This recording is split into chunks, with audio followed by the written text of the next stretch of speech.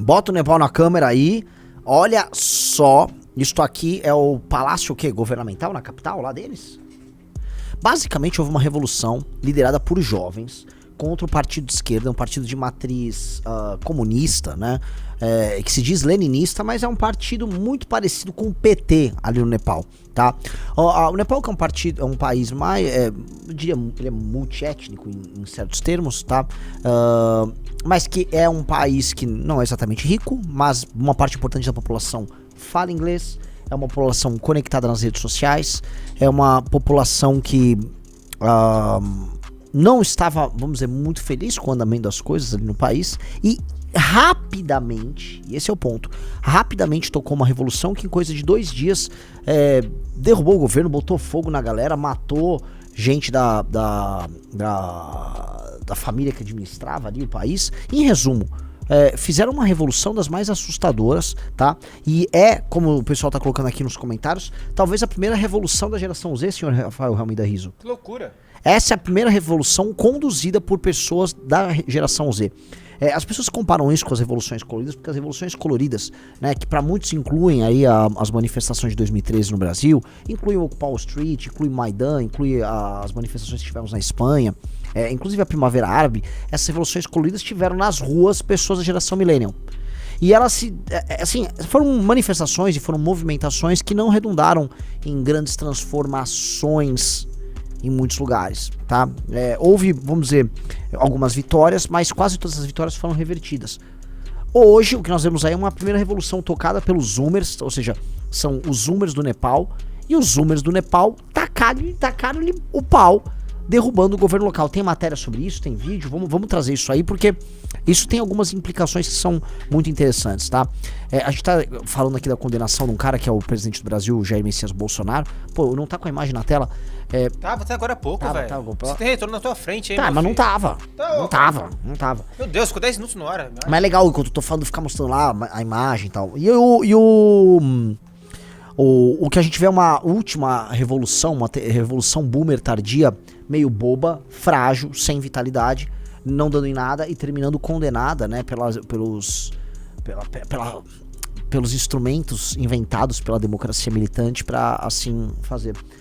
E aqui do nosso lado, né, da geração Z, falando do nosso lado, eu que sou um millennial, mas me coloco aqui com os colegas do Nepal da geração Z, vejo uma revolução rápida, feroz, extremamente agressiva, que não tentou estabelecer diálogo em um momento e que apenas invadiu os prédios públicos, invadiu os espaços de poder, destruiu tudo, derrubou o governo. Vamos ler aqui a notícia, ó. Primeiro-ministro do Nepal renuncia em meio a protestos contra o governo.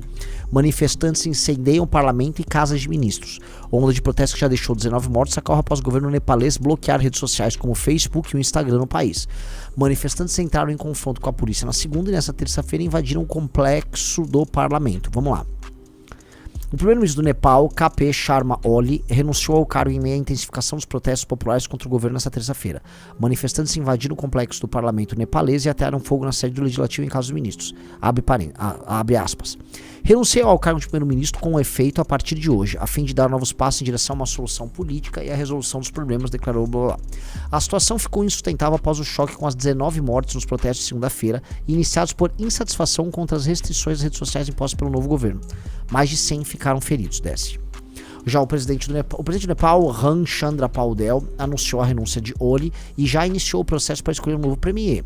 Manifestantes protestos contra o governo nepalês e o estopim foi o bloqueio das redes sociais do país. Houve confronto com a polícia após a multidão tentar invadir o parlamento na capital Katmandu na segunda-feira, o que resultou em 19 mortos.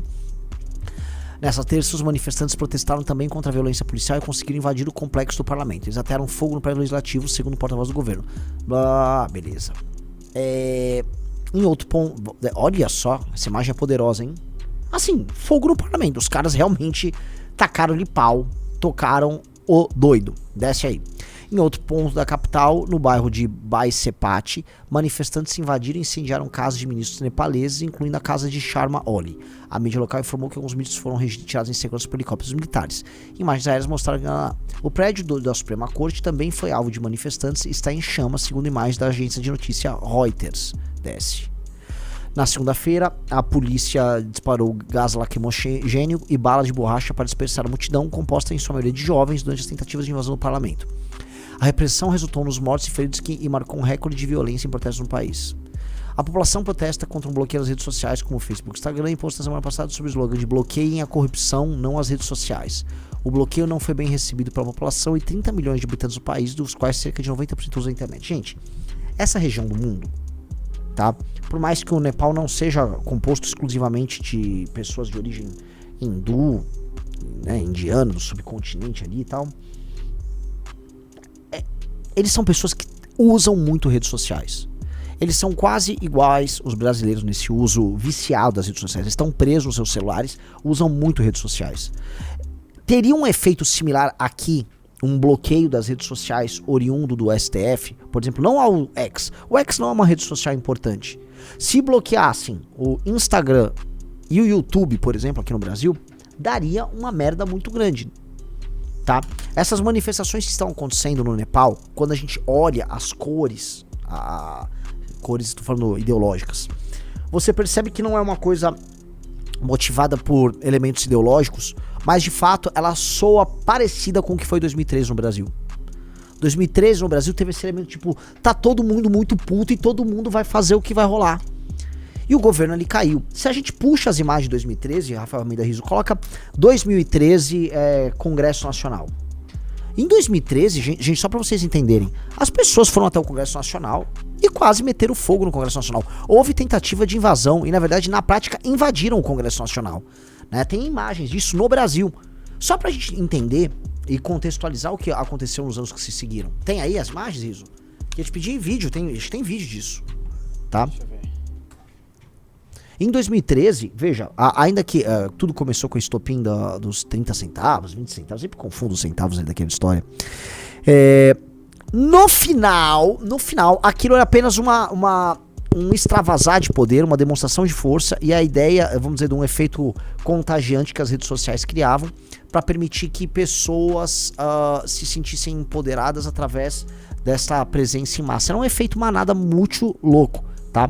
Olha isso aí tem as imagens, o gigante acordou e tal, que foi o que, vamos dizer, a forma como essa juventude, eu vou colocar aí eram homens e mulheres entre 20 e 30 anos, vamos botar aí, nos anos de 2013, né, em junho de 2013, e esses homens, eles chegaram ao cúmulo de invadir o Congresso Nacional. Eles não sabiam o que eles pediam, eles não sabiam identificar quem eram exatamente seus inimigos, tá? Mas houve isso, tá? E houve uma energia muito diferente da energia do processo bolsonarista. O processo bolsonarista e a tentativa de golpe do bolsonarismo passava primeiro em usar pessoas muito velhas, e essas pessoas muito velhas tinham na mente delas a ideia de que elas eram ordeiras, a ideia de que elas não depredavam nada, a ideia de que elas iam restabelecer a democracia com a ajuda dos militares. Havia uma série de coisas, de elementos presos na imaginação dessas pessoas que era oriundo do período militar. O golpista de 2022 do Bolsonaro, ele no fundo estava defendendo um retorno ao poder dos militares, porque ele queria viver aquele mundo pré-88. O golpista, portanto, de 2022, ele achava que ao ir pra frente do quartel pedir ajuda pros militares, ele estava pedindo pros militares regressarem ao poder. É como se falasse, Geisel, rise from your grave. Medici, rise from your grave. Né? E eles iam ressurgir e iam caminhar junto ao povo, rumo ao Palácio do Planalto para pegar o último soldado de 64, que é Jair Bolsonaro, e aí eles iam restabelecer o Brasil incrível que havia antes da chegada dos civis corruptos ao poder. Essa era a ideia deles. E a ideia meio tosca, meio chonga, são pessoas idosas que fizeram isso, então todo aquele cenário era um cenário meio ridículo. 2013 não foi. Conversando com políticos, quando nós fizemos as maiores manifestações do Brasil, da nossa história, em 2015, 16, os políticos falaram, cara, 15, 16, beleza, foram gigantescas. Mas as que deram medo mesmo foram 2013. Então quando a gente volta agora para a questão do Nepal e olha mais ou menos o contexto, o que a gente tem? Ora, uma mobilização mais difusa, tal qual a gente teve no Brasil em 2013, mas uma energia concentrada num inimigo. Em 13, o inimigo era o sistema. Eles não sabiam identificar. Eu lembro que eu falava, gente, que tal a gente focalizar na Dilma? Os caras, não, mas e o Renan Calheiros? A Dilma tá sendo conduzida pelo sistema. Não, porque o Lula foi enganado. Assim, havia uma confusão conceitual. As pessoas estavam na rua e havia uma sensação, as pessoas em 2013, de que eu tô na rua, então isso aqui é meio de esquerda, certo? Mas eu protesto contra todo mundo, eu não gosto de bandeira. As pessoas estavam confusas em 13. Esses caras do Nepal, eles apontaram o inimigo, e aí eles tiveram algo como se fosse uma fusão de 2013 com... eles tiveram a energia de 2013, energia jovem que a gente teve no Brasil em 2013, somada ao foco no inimigo em 15 e 16. Então, era basicamente uma massa de jovens entendendo que é o inimigo, entendendo que eles precisavam destruir o inimigo. E aí aconteceu isso no Nepal. Só que isso é uma vitória da geração Z. A geração Z tem alguns méritos, eu preciso voltar para essa questão geracional, que ela é sempre muito interessante, sobre a geração anterior, que é a geração millennial. A geração Z, ela tem uma posição clara, estou falando do homem, mas não, eu posso colocar que a mulher da geração Z também tem uma posição clara, certo? Ela é bem à esquerda. E ele sabe o que quer e o que ele não quer. A geração millennial gostava de fingir e simular sensações, inclusive fingir inclusive certo cinismo.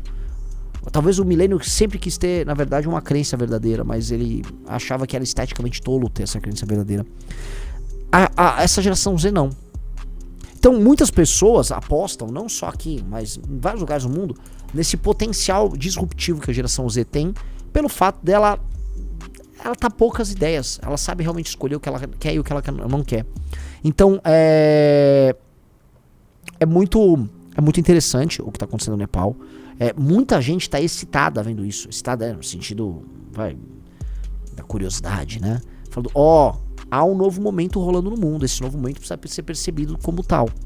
E esse novo momento tá acontecendo, Rafael Almeida Rizzo.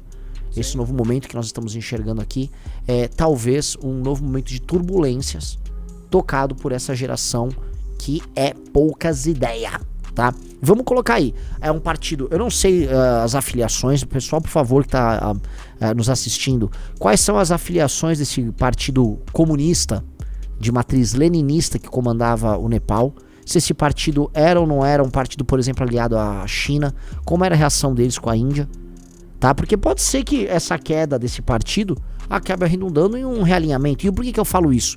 Porque o mundo vai passar por uma série de realinhamentos. Eu não sei qual foi o papel dos Estados Unidos nessa história. Eu tô falando, Rizzo, uma coisa que até se parece um pouco com o Brasil. Interferência de um governo de esquerda nas redes sociais, nas big techs norte-americanas. E aí uma reação muito poderosa que derruba esse governo de esquerda. A história encontra certos paralelos com o que aconteceu com o Brasil? Sim. Ela encontra. Tá? E esses paralelos não podem ser ignorados, porque eles podem significar, depois disso, algum tipo de realinhamento político dessa nação. Olha que interessante esse perfil Inevitable China falando, isso é mais uma revolução colorida da CIA. O Nepal tem ótimas relações com a China e foi um parceiro da iniciativa Belt and Road, que é essa iniciativa logística de investimentos da China ao redor da região, ao redor do mundo na prática. Nenhum desses protestantes aí pode te dizer que tipo de corrupção está realmente acontecendo. E ainda assim eles estão trazendo seus próprios líderes para as ruas ao estilo Gaddafi, igual os líbios fizeram com o Gaddafi. Me parece que essa suposição, Rafael Almeida Rizzo, que eu tô colocando, muitos outros estão tirando também da cartola, certo? Certo. A ideia de que a CIA pode estar por trás disso. Porque olha só, curioso, mexeu com rede social americana, um governo em alguma medida ligado ou próximo da China, tá? E aí uma revolução derrubando essas lideranças ali, né? O Juliano Vendruscolo perguntou, será que os Estados Unidos botaram o dedo no Nepal? Poderia ser pior e terem colocado no botão? É possível. O Donald Trump, ele tem mãos pequenas, mas elas são mãos ágeis. Ele tem Agile Primate Hands. Esse outro perfil, o Hindi, Jai Guru Deva Om. Ele falou, CIA está por trás dos protestos no Nepal, mudança, vamos dizer, mudanças de regime na região do Sudeste Asiático desde 2020. Veja só, Nepal rolou, Bangladesh, Sri Lanka, Maldivas, Paquistão, aí diz que só falta na Índia, hein? E aí? Coincidências, sem coincidências, o que vocês acham, tá? Logicamente a gente pode simplesmente ver coincidências nesse processo, né? Eu viro e mexe, eu vejo algumas pessoas, alguns mais à esquerda, alguns nacionalistas, falando que o que aconteceu no Brasil no ano de 2015-16, com a queda de Dilma Rousseff, foi tocado pelos Estados Unidos. E como eu fui um agente que participei, assim, ativamente, eu conheço o processo de dentro, eu vivi o processo do impeachment da Dilma Rousseff, eu olho e tento procurar ali, onde entra o americano aí? E eu não vi. Eu não vi em nenhum momento e não vi nenhum dos agentes. Eu entendo, assim, todas as relações que rolaram entre as partes e os jogos de interesses, e todos eles você conseguia construir um encadeamento muito ok, muito preciso, e em nenhum momento você precisou do elemento Estados Unidos pra fazer isso acontecer. Simplesmente quando coloca o elemento Estados Unidos, era, isso aí foi montado pra quebrar as empresas brasileiras que concorriam com empresas americanas. Isso tudo sempre foi muito bobo, muito vazio. Inclusive achavam que isso tudo redundaria na destruição da Petrobras, não sei se o Rizzo se lembra, para que americanos viessem a comprar. Pois bem, na verdade entrou o governo Temer e ele tomou uma série de medidas que à época valorizaram demais a Petrobras. A Petrobras não apenas não foi vendida, como ela se valorizou. Então a ideia de quebrar ela não rolou, né? Sendo bem sincero, a teoria conspiratória ela morreu ali. Mas quando a gente coloca, vamos dizer, esses elementos dentro do novo contexto de uma nova política internacional do Trump, eu fico no mínimo curioso, tá? Fico no mínimo curioso para entender. O Igor falou, Renan, é só uma região muito instável em tudo. Não duvido, mas acho improvável. Igor, eu vou nessa tese. E é historicamente uma região muito complicada. O Sudeste Asiático é problemático e, né, eles são quase uma América Latina, só que na Ásia. Então, o mais provável, como sempre, eles estão gerando e administrando os problemas que eles mesmos criaram, tá? E, de fato, você pode imaginar que, independente de pressão americana ou não, num lugar em que as pessoas usam muito redes sociais, e aqui a gente tá falando do Nepal, né? O exemplo do meme que tava aqui na tela, tinha Nepal, Bangladesh, Sri Lanka, Maldivas e tal, né, Rizzo? Que você tirou o meme do ar. O que a gente pode falar essas pessoas podem muito bem se rebelar contra o governo a partir do momento que o vício deles em redes sociais é proibido pelo governo. Só não entendi, né, a grande malandragem do governo do Nepal, lá do primeiro-ministro, em derrubar as redes sociais mais populares, né?